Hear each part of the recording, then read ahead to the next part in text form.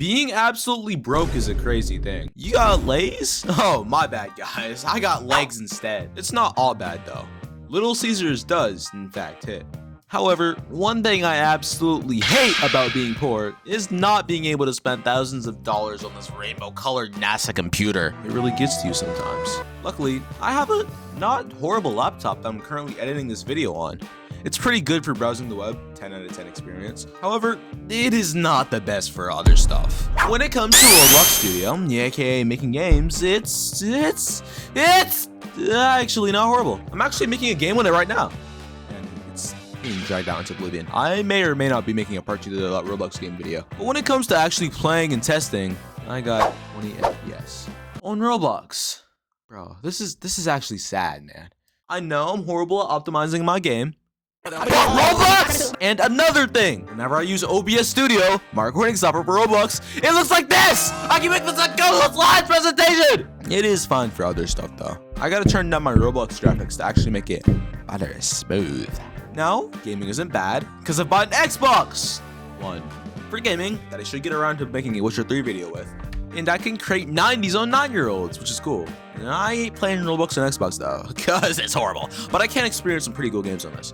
However, there are some games that just can't be run on the Xbox One, like Marvel Rivals, or the Steam deals that are just too good to pass up. I'm still broke, you know. So then I gotta swap over to PC. I can run most older games like Persona 4 Golden on max graphics, but for anything made after 2016, I gotta turn that slider down. Metaphor ReFantazio is a nice 1280 by 720 if I'm trying to get a better image, with the rendering quality being around a 60%. This has been achieved by partially modding the game with the .ini file, which Marvel Rivals doesn't allow! Thank you, nutties! So I can't really play that. I can turn the graphics up for a baller's 16 to 20 FPS on single player games, but if I want to play something multiplayer, it's either the Xbox or Death by 1000 Pixels. Other creative programs work surprisingly well actually. Render's pretty nice, but I'm not trying to render Venom's second butt cheek with it, so that's a given. Other art stuff is interesting. I use 3 big art programs: Microsoft Paint for fan art, line art, and drawing pictures for videos, Krita for coloring fan art, and the Wik editor for making silly little stickman animations. They all work pretty fine. The Wik and Microsoft Paint sometimes only crash, destroying all of my work! I think it's a problem with their software though. And don't even get me started on DaVinci Resolve. I feel like selling my soul to Adobe, so I decided to take DaVinci Resolve, which is free, as long as they're not using some of their extra features, which wasn't a very good decision. You see, Premiere Pro, although it clashes a lot, another reason I didn't want to use it, runs on the CPU, which my PC has a relatively fine one.